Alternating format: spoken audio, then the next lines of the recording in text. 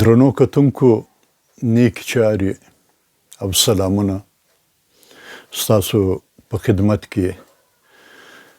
د یو بل نوی ویډیو سره حاضر یو. موږ د نن موضوع د امان الله خان په ضد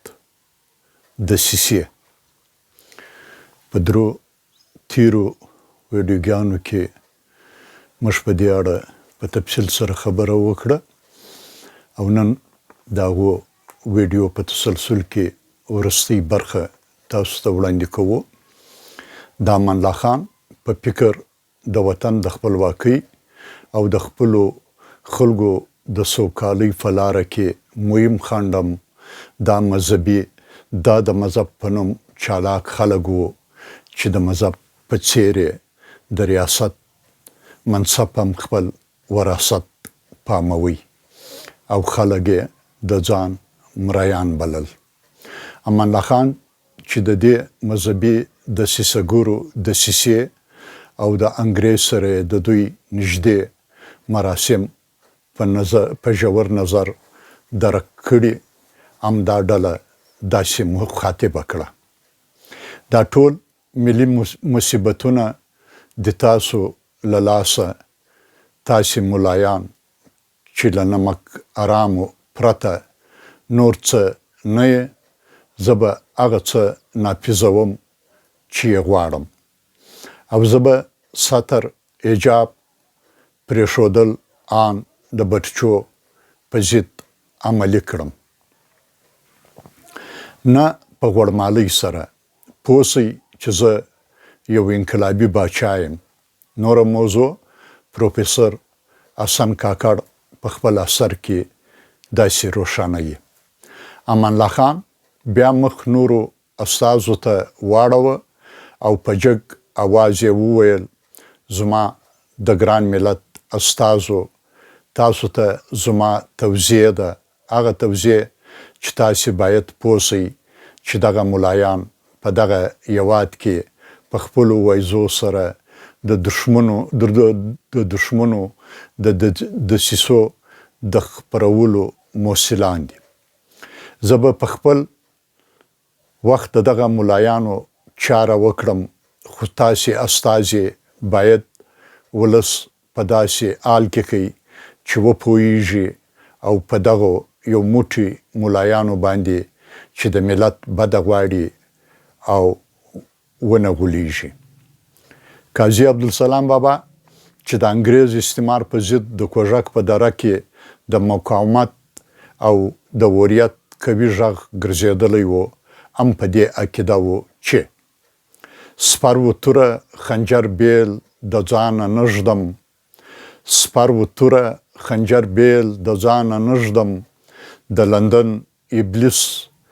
و غدر ته بیدار یم. قاضي بابا په دې پوهېدلو چې د انګریز دسیسې دومره غوړېدې چې د روپیو په یوازې زیات شمیر مذهبي دسیسه‌ګر پر خپل پله رهي کړل. یمان دي شیطان یووي لکه مړی بې اروا، یمان دي شیطان یووي لکه مړی بې اروا، منصب لقب دې واخست پر مذهب بې ادبي ده. ډېر پیرانو ملایان پرنګي بوتو، ډېر پیرانو ملایان پرنګي بوتو، روپۍ ښه در نظر ورولې ابلیس، پر غله هم خطبه تامې ملایان وایي، پر غله هم خطبه تامې ملایان وایي، زمانه کوي د هر کاذب لیاز. بې ایمانه رشوتخوره قاضیان ګوره، بې ایمانه رشوتخوره قاضیان ګوره، قبلوي په داسې حال کې یو فاسق، د تخت او معبد یو کوونکي چې د عبدالرحمن خان په دوره کې د برمه پرېوتي وو، د امیر امان الله خان په دوره کې زشت چاغ شول. د پروفیسر حسن کاکړ په قول دغه ډله خلک چې په عمومي ډول د امیر عبدالرحمن خان په وخت کې ل خپل عنعنوي نفوذ نه بې برخې سوي وو. د باچا امان الله خان په وخت کې په خاص ډول په سرحدي سیمو کې د انګریزانو په نظامي عملو سره بیرته د خپل عنعنوي نفوذ خاوندان شول. باچا امان الله خان د ټولنې د مدني کولو او عصري کولو لپاره مجبور وو چې نوې ادارې اجتماعي حقوقي او داسې نور قانونونه وباسي، خو مذهبیانو او روحانینو هغه د اسلام د شرع مخالف وګڼل او خلک یې د هغه پر ضد ولمسول. دغه لمسون مذهبي بڼه درلوده. د دواړو غاړو نوموړو روحاني او مذهبي شیخانو یې رهبري کوله. امان الله خان له وړاندې په دې پوهېدلو چې دا ډله د ریاست په ونډه غوښتو کې دسیسې کاروي، هم د ساده ولس احساسات په خپلو دروغجنو وحځونو راپاروي. نو ځکه امان الله خان د لومړۍ جرګې په پریکړو کې یوه پریکړه دا وه، ملایان دې له هغه وروسته ملایي وکړي چې په خپل مسلک کې امتحان ورکړي او بریالي سي، او غیر افغان ملایانو ته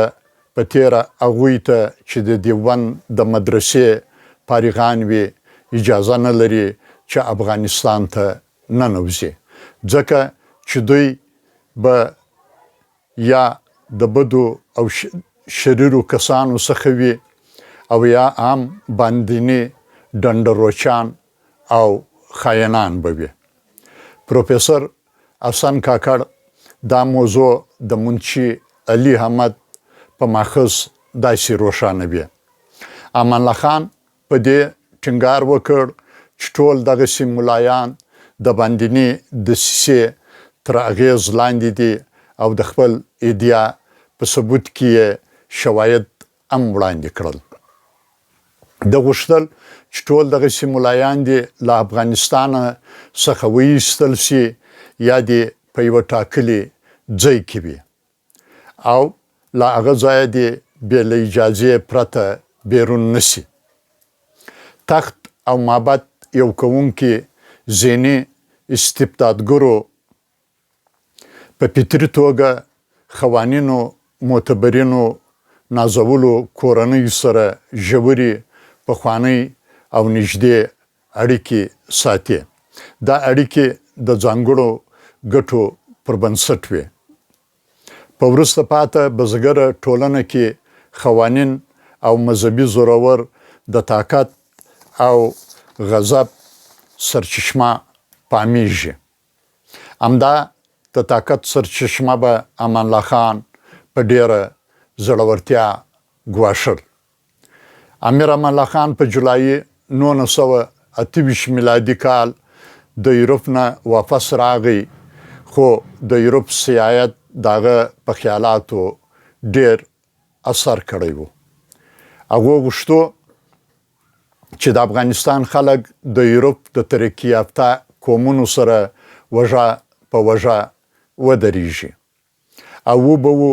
هغه تمدن او معاشرت یا ټولنیز ژوند اختیار کړي کوم چې د یورپ د خلکو دی. د دغه کال د جشن دپاره هغه فرمان جاري کړو چې د مجلس شورا ممبران دې په یوروپین لباس کې شرکت وکړي. عبدالخالق خلیق پر وړاندې لیکي، دا د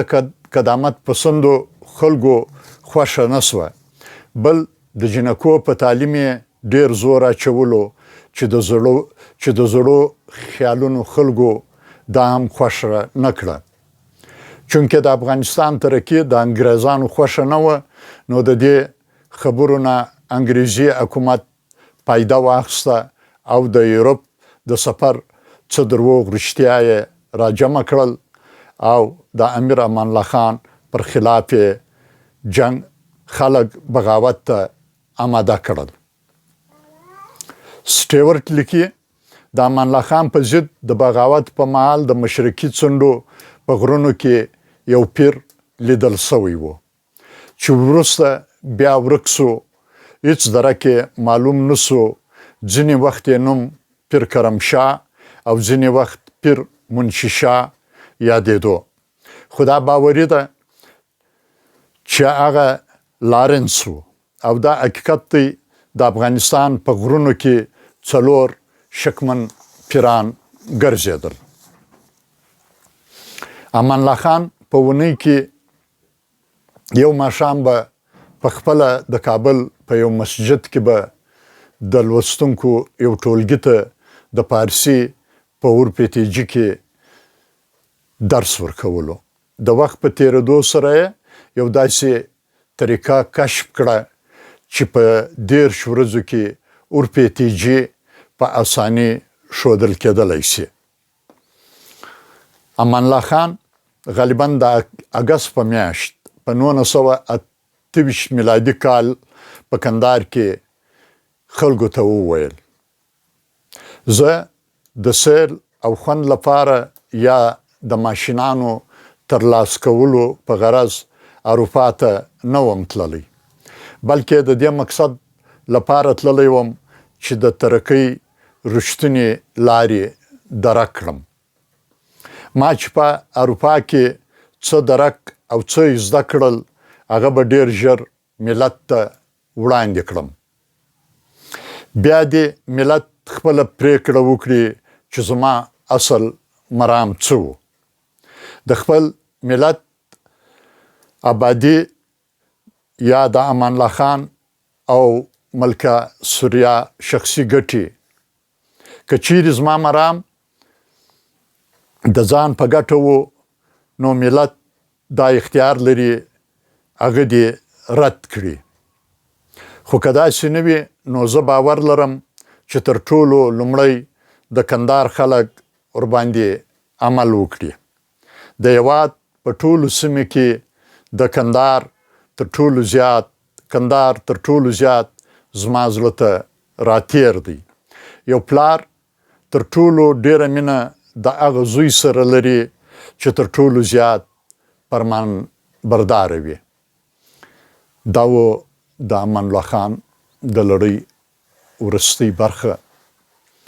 او اوس به پر مخ باندې د دې تاریخ د لړۍ نورې برخې هم د تاسو سره شریکوو تر هغو مې پر خدای سپارو لمن مې د ګلونو ډک